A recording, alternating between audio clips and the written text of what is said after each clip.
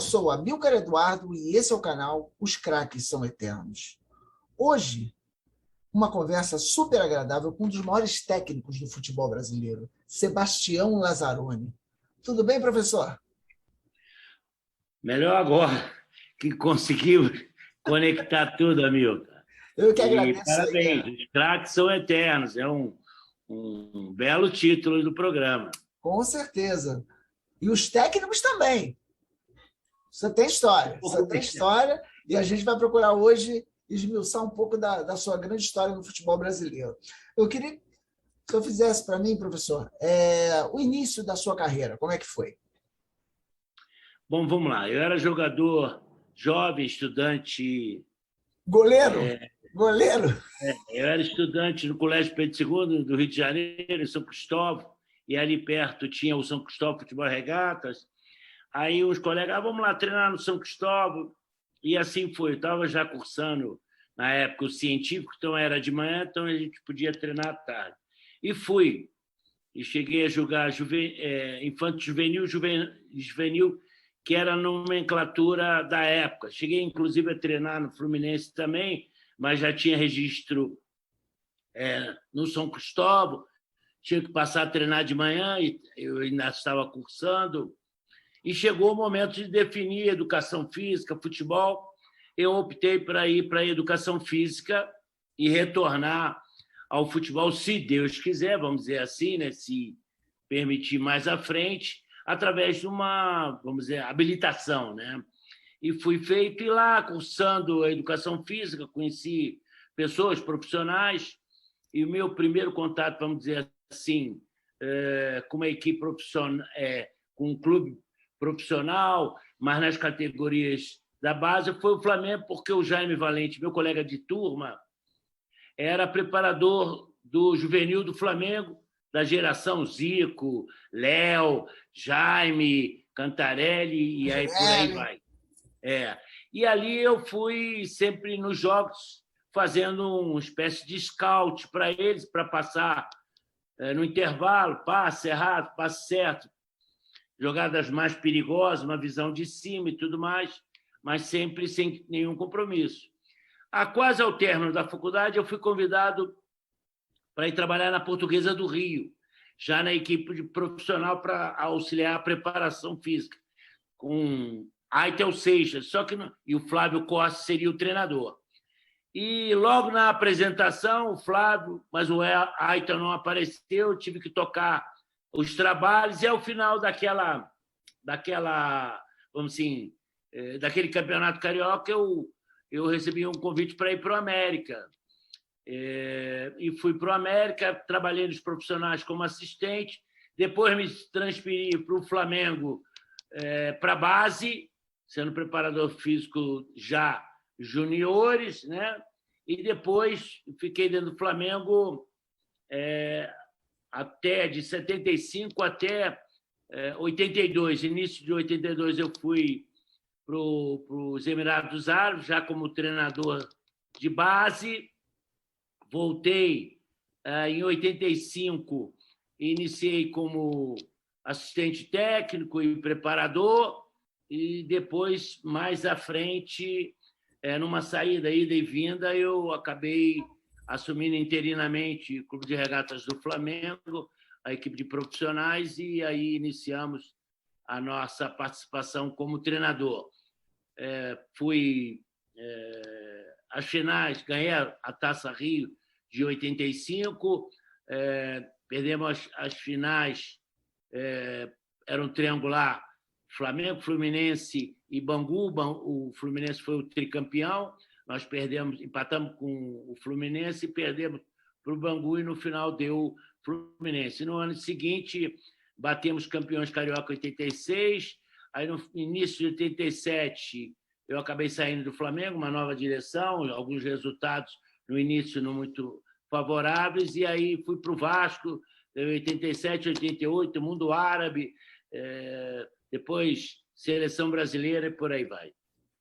Professor, o senhor dirigiu os dois maiores clubes cariocas, Flamengo e Vasco. Traça aqui para a gente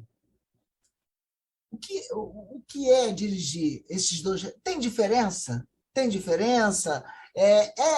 Tipo assim, claro, sua carreira foi o início do Flamengo, mas você se sentiu mais à vontade no Flamengo ou no Vasco? Porque pela minha ótica, você foi do Vasco, você foi para a seleção brasileira, né?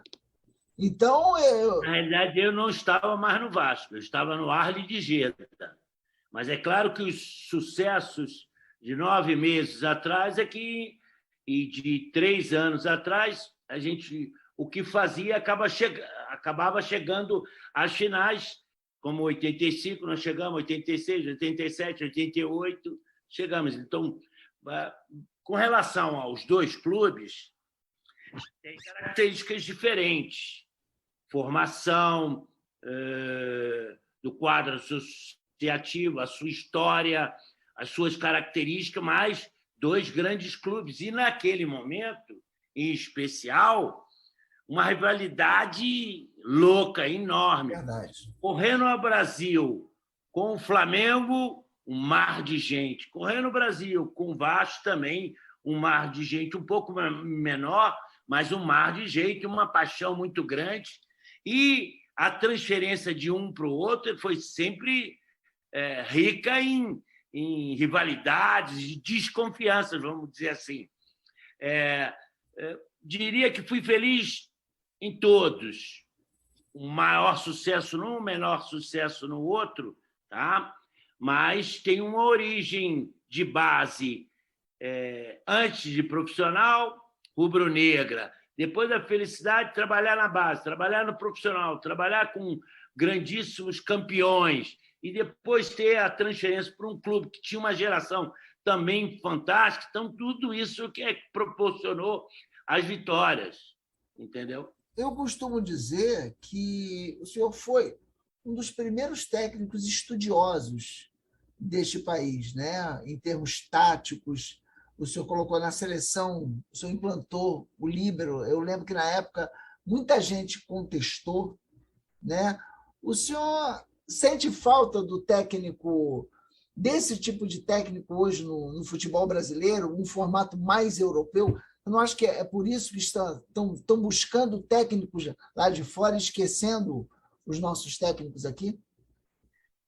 Amilcar, essa pergunta é riquíssima, mesmo porque o momento que a gente vive de muita agressão É verdade. é difícil. Como eu te falei, na própria carreira, eu optei pela educação física porque não me via, vamos assim, tão rico tecnicamente para me transformar num jogador profissional, tá? Mas tinha dentro de mim a paixão, a vontade de querer trabalhar no futebol e buscar uma habilitação, eu acho fundamental, porque aí ninguém podia, esse caiu de paraquedas no futebol. Não, Verdade. você tinha que fazer 3 anos de educação física e depois uma especialização. Naquele período se dizia técnico diplomado, tá? Mas em relação ao próprio futebol, você nunca pode deixar de lado 10, 12, 13, 14, 15 anos de prática diária. Quantas horas aulas são feitas ali? Então, o cara que tem a felicidade de profissional e depois se estender a carreira, e era dessa forma que se dava a continuidade dos técnicos no Brasil, poucos foram aqueles que cursaram a universidade, mas tinham a inteligência e vamos dizer assim, a sapiência de lá no início da própria formação do futebol brasileiro, não deixar de ter ao seu lado um profissional com habilitação em educação física para orientar e ministrar uma parte fundamental, paralela à técnica. É claro que a habilidade, a técnica supera esta parte, mas é uma parte importante. Então, só tínhamos dessa forma a formação dos treinadores no Brasil. E, hoje em dia, a partir de 2011, a FIFA exigiu que as confederações subordinadas a ela, toda a linha, a espinha, vamos assim, dorsal parando lá na FIFA, ministrasse os cursos. Então, eu diria para você que nunca os treinadores brasileiros estudaram tanto como agora. Só que nessa rotulação que você colocou aqui, um pouco a europeia, não se tratou disso, não, porque eu acho que a habilidade, a técnica do jogador brasileiro, e eu incentivei muito porque coordenei a base no próprio Flamengo durante alguns anos, incentivávamos. Eu disse isso à europeia porque, por exemplo, o senhor foi um dos primeiros técnicos brasileiros a treinar um clube europeu, a Fiorentina. Mas antes disso, não, nós tivemos o próprio Paulo Amaral, que dirigiu a Juventus, Otto Flora dirigiu a seleção de Portugal. Foi um dos primeiros técnicos. Sim, mas era aquele momento, por quê? Porque nós sempre exportamos o atleta e o treinador também, porque uma coisa está ligada à outra. Uma escala menor, né? O sucesso do futebol se dá pela grande capacidade de interpretação, de confiança, de ousadia, da técnica do jogador brasileiro. O seu talento é fundamental para isso. Tá? Eu só sinto que, enraizar pelo ramo de treinamento só europeu, não é a nossa. Você pode, o sistema tático, ou a aplicação, ou dar a intensidade na movimentação dentro do campo, o ritmo. Isso aí é busca de muito tempo, isso. Desde os primórdios, vamos tentar fazer o mais rápido possível, superar o adversário com a manutenção da técnica e chegando ao gol mais rápido deles possível. Então, isso sempre foi uma busca. Agora, nós pegamos muita coisa só de treinamento deles. Cadê o drible? Cadê a inventiva? Morreu. Não pode. Temos que resgatar isso, a liberdade da ação, a liberdade do drible, da inventiva, um momento exato que desequilibra o sistema, supera as marcações e estabelece alguém mais livre para receber uma bola. Nunca vai deixar de ser a melhor bola de ataque, a bola que vem do fundo para o atacante. Você buscar o fundo para servir o seu atacante, ela vai ser sempre a melhor bola, numa ação combinada. Na ação individual, vale qualquer uma delas. Então, eu acho, Amilcar, desculpa se estender, porque eu acho que, no momento, nós tivemos até uma interpretação que eu digo para você só como dar um exemplo. A posse de bola ou, vamos dizer, a iniciativa, a construção na zona baixa da transição, da construção do jogo, para mim é um erro de interpretação. Por quê? Vem do futebol de salão, mas no futsal a quadra é menor, o jogador pode jogar, o goleiro pode jogar com os pés, que ele se transforma ali. Mas nessa interpretação atual, você traz o adversário para perto do seu gol e não perto do gol deles. Então, só para caracterizar esse erro de interpretação.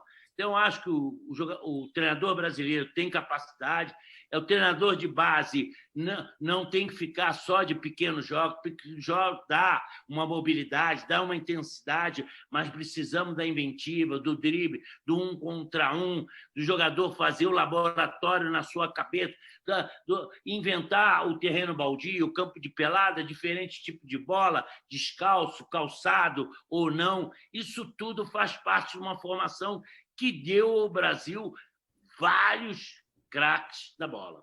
E aí que está, professor. Eu acho que tem que pegar na origem, na categoria de base.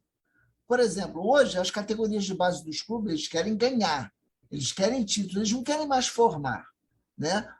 Então, eu acho que o erro está ali. O treinador das categorias de base, ele tinha que moldar o atleta para o profissional, mas hoje eles querem moldar para serem campeões e, de repente, subir uma categoria. Né?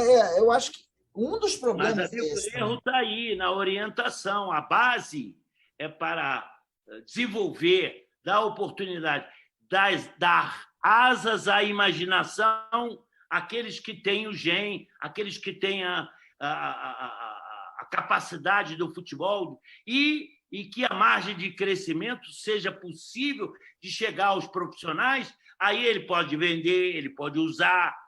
Para que o Flamengo faz em casa era um termo de valorizar a base. É verdade. Veja bem, essa é uma reportagem até do Placar, porque eu fazia parte da base, coordenava a base do Flamengo, foi uma reportagem do Placar, porque muitos daquele momento do Flamengo vinham de origem lá de baixo, entendeu? Zico, Andrade, Adílio, Tita, o próprio Leandro jogou em 9 meses, infantil, juvenil, juniores e profissional, só para dar uma ideia de como era. Foi o maior jogador que eu vi jogar na vida. Ontem foi aniversário. Não, ontem hoje, não. Hoje é aniversário dele. Hoje é aniversário dele. Já mandei minha mensagem para ele. Eu também falei com ele agora há pouco no Zap também. Agora, professor, você não acha também que houve um pouquinho de acomodação dos técnicos brasileiros? Não, isso é um pouco de peixe vendido por alguém. Vou te dar um outro exemplo em cima disso para a gente fazer comparações. Há pouco tempo, bem atual, o Renato Gaúcho foi cobrado para que fizesse os cursos de futebol ministrados no momento só pela CBF, academia, e tem as categorias A e Pro, que ele tem que formar, ele foi um profissional, disputou Copa do Mundo, então ele salta a B. E aí ele disse, eu jogo há tanto tempo, já sei o que fazer, quem não há necessidade de eu ir para os bancos. Mas isso hoje é uma exigência. Então, foi um erro muito grande dele. Mas, ao mesmo tempo, e com isso, a imprensa, quando ele caiu em resultados mais adversos, cobrou dele essa formação. Ele acabou indo, mesmo que da primeira vez chegou atrasado 1 ou 2 dias, mas fez uma conclusão. Depois, acredito que já tenha partido para a conclusão da licença Pro, que é a máxima no futebol. Mas, ao mesmo tempo, a mídia pichou todos os treinadores como aqueles que se acomodaram, não gostam de estudar, não gostam das cadeiras das universidades, das escolas, nada disso. Eu repito a frase que eu disse antes. Nunca os treinadores brasileiros estudaram tanto como agora, porque há necessidade. Não só você tem o curso das universidades, mas tem os cursos de exigência da própria FIFA e da própria CBF. Vamos lá. Esta mesma frase, Johan Cruyff, quando assumiu o Barcelona, vieram para ele os dirigentes, Cruyff, você vai ter que fazer o curso da UEFA. Eu vou ter que fazer o curso da UEFA? Mas quem vai administrar ou ministrar o curso para mim sabe mais do que eu? Não. Então, por que eu vou fazer?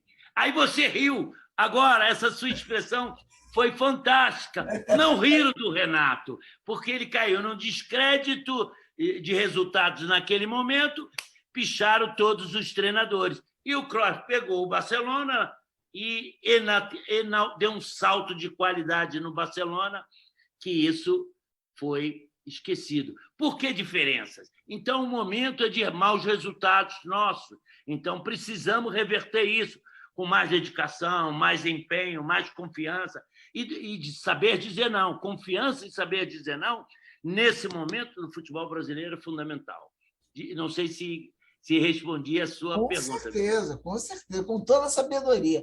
Agora, professor, me conta, de onde veio a ideia de implantar o líbero na seleção brasileira? Que até então o Brasil nunca havia jogado com líbero. Tinha sempre aquela mentalidade, ponta direita, ponta esquerda, atacante, onde o senhor criou o ala, né? Os alas, né? E implantou o líbero. Bom, vamos lá. Se você for pesquisar, ou buscar, quando é que eu fui convidado para dirigir a seleção brasileira, o tempo, o período e as dificuldades de cada convocação. As eleições se deram no final de janeiro de 1989. A Copa do Mundo seria no ano de 90. Posterior, 1990, Copa 90, Itália. Eu cheguei no Brasil em fevereiro. A possibilidade do primeiro amistoso só com os jogadores que estavam no Brasil foi em 3 de março. Bota 3 de março para a Copa do Mundo, e ainda tendo eliminatórias e tendo Copa América. Bota aí que não tínhamos data FIFA. Então, para organizar um calendário para a seleção brasileira é dificílimo. E hoje em dia, ainda a CBF peca de respeitando ela mesma, onde realiza jogos oficiais da seleção brasileira dentro do calendário do maior campeonato do Brasil, que é o Campeonato Nacional de Futebol da Primeira Divisão. Isso é um crime contra ela mesma, contra o futebol brasileiro, contra os jogadores. Tá?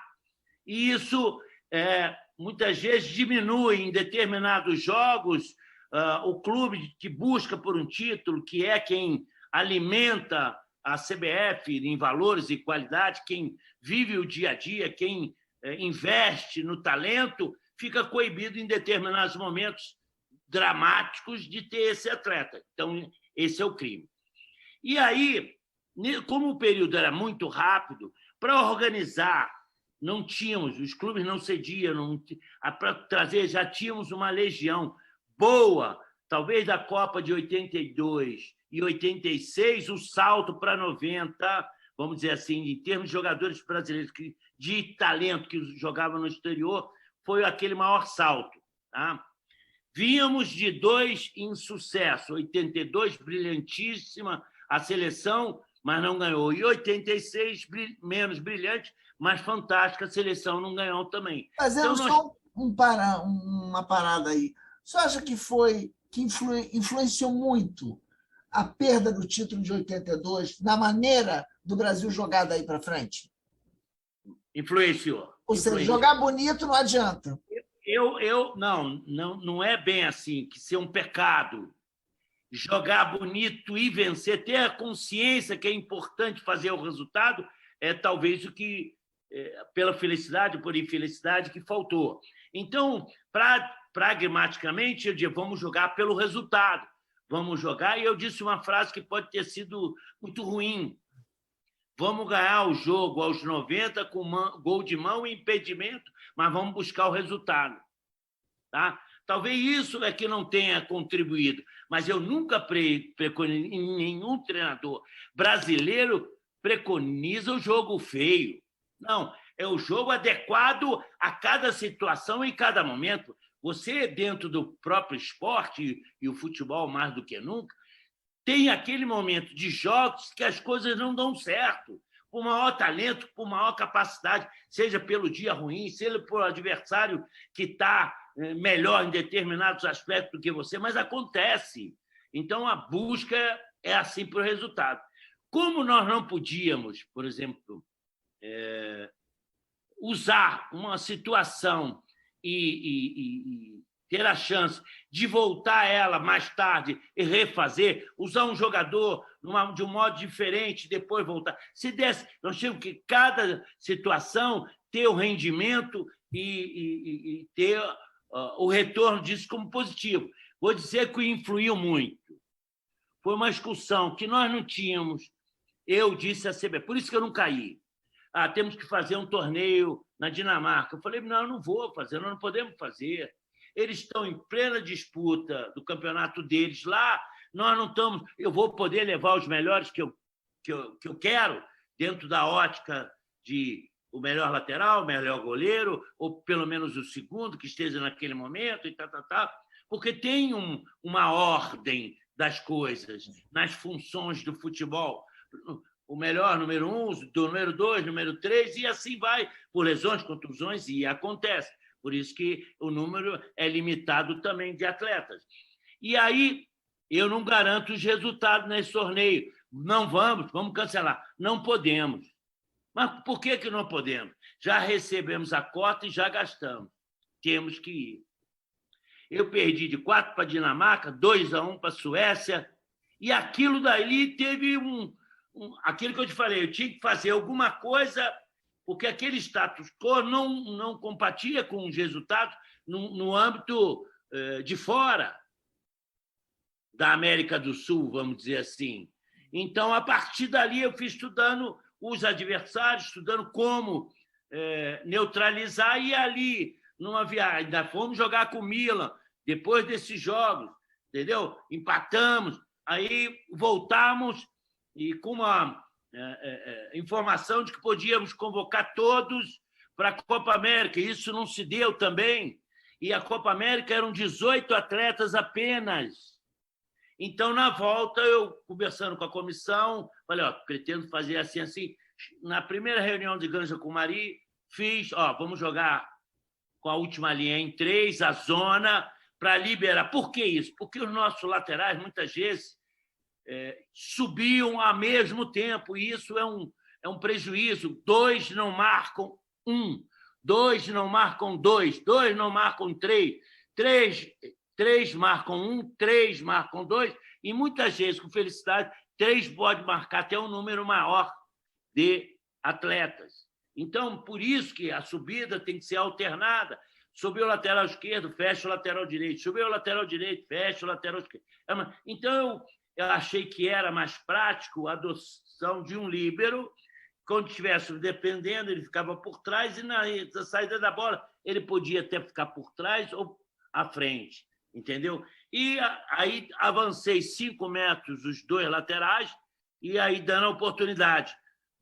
Mas, às vezes, os 2 iriam ao mesmo tempo. O ideal não fosse tanto, mas os 2. E assim estabelecemos um trabalho combinatório dos meias para os 2 atacantes, porque quase todos nós jogamos com 2 atacantes. Um mais rápido, um mais de habilidade, um provocava superação do adversário em passe, em tabelas, em dribles, e por aí. Essa foi a ideia básica a partir da Copa América. Então, depois daqueles desastres, daqueles resultados negativos, em seguida, como a Copa América, repito, ainda sem ter todos os jogadores. Por exemplo, o Moza, que foi para a Copa do Mundo, não pôde ser convocado, o Careca não pôde ser convocado, o Miller se atrasou. Então, eu aproveitei aquilo que eu tinha tido a felicidade de trabalhar de melhor. Bebeto e Romário, e o próprio Renato Gaúcho fazia parte. E o Baltazar era, naquele momento, já que não podia vir Careca, o maior artilheiro da Europa. Em contrapartida, o Charles, do Bahia, que tinha ido muito bem no Campeonato Nacional. Mas havia um momento de decisão, e cabe ao treinador a tomada de decisão em comparação, muitas vezes. Então, dali surgiu a ideia dos 3 zagueiros, da liberdade aos laterais, brasileiros que sempre gostaram de subir. Eu dou um exemplo até de 70. O Everaldo superou o Marco Antônio porque ficava mais, já que o Carlos Alberto subia com maior frequência sempre. Então, é mais ou menos aí para entender, quando você está defendendo, você tem que ter no mínimo 3. Não necessariamente 3 zagueiros, mas 2 zagueiros e um lateral, um zagueiro, um volante e um lateral, 2 zagueiros e um volante, e isso depende da forma que a sua equipe, as características dos jogadores que você tem. Então, a partir dali foi assim, e acabou que foi um sucesso. Depois de 39 anos, o Brasil ganha a Copa, toma o primeiro gol contra a Venezuela, no primeiro jogo lá em Salvador. Um campo ruim, desculpe o termo, amigo, o campo uma merda. E a hostilidade contra a seleção em função barristicamente de jornalista que queria o Chad, o Bahia queria o Chad, até de treinador que dirigiu o Bahia que queria o Chad. Mas eu, como treinador, tinha que decidir. Claro. Miller, Baltazar, Careca, Bebeto e Romário. Para a Copa ainda, para essa não tinha o Careca, o Renato Gaúcho. Então, para definir, eu acabei. E na Copa eu levei 5 atacantes. Professor, já usou isso aqui em pré-eleição? Rapaz, eu já usei até tampinha de refrigerante da época, que era aquela tampinha. E muitas vezes a gente jogava aquele jogo do dedo, Eu lembro, com certeza. prego formando, Dedobol, e o dedobol. botão também. Depois passamos a ter esses botões numa mesa de botão como essa, por exemplo, nas concentrações tias, ali fazíamos a preleção. Depois partimos para o quadro imantado, depois partimos para o computador, já a montagem, a mexida, mas isso é evolução. Mas usei muito botão. Professor, para a gente poder concluir essa verdadeira aula, porque eu estou aqui encantado com toda a sua sabedoria futebolística. Qual foi o jogador mais aplicado que passou pelas suas mãos?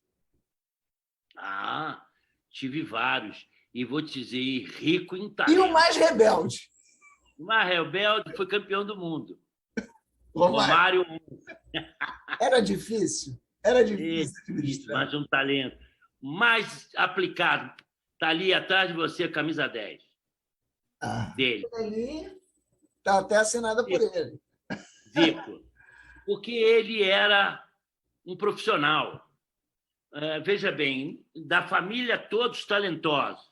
Nando, Tonico, que era o menos talentoso. Zagueirão.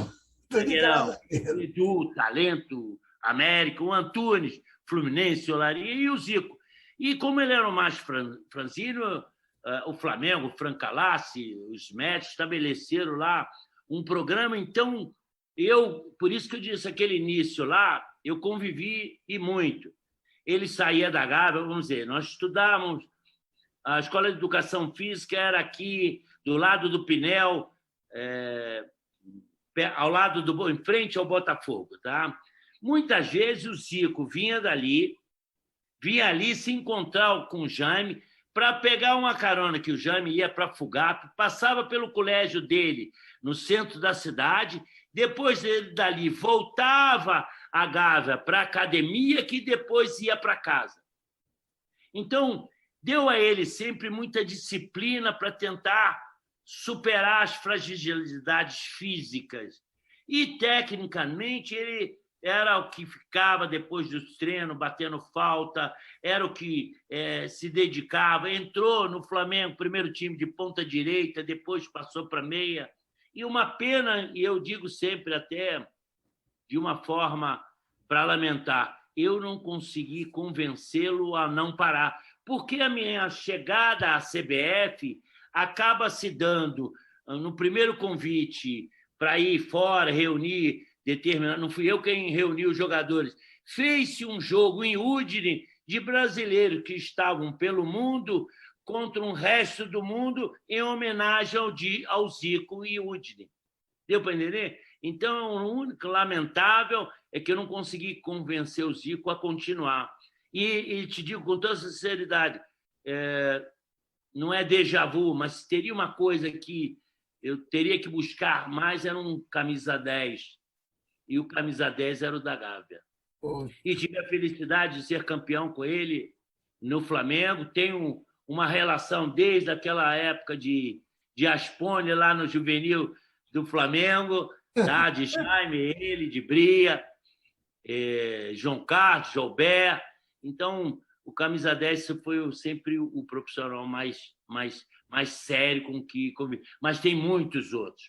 E tem outros que são rebeldes, que são desligados, mas têm uma personalidade e trazem para eles mesmo uma cobrança com essas rebeldias que muitas vezes a gente, no afã de treinador, de disciplina, de a coisa mais séria, esquece que ali ele está botando uma cobrança em cima dele de ter que, no campo, ter o melhor rendimento, porque senão o fora de campo vai ganhar e ele acaba se perdendo, não podendo atingir os sonhos mais altos desses mais rebeldes. O caso do Romário, ele nunca deixou de ser rebelde, mas dentro do campo sempre foi um dos mais marcantes na história do futebol brasileiro e campeão do mundo e melhor do mundo.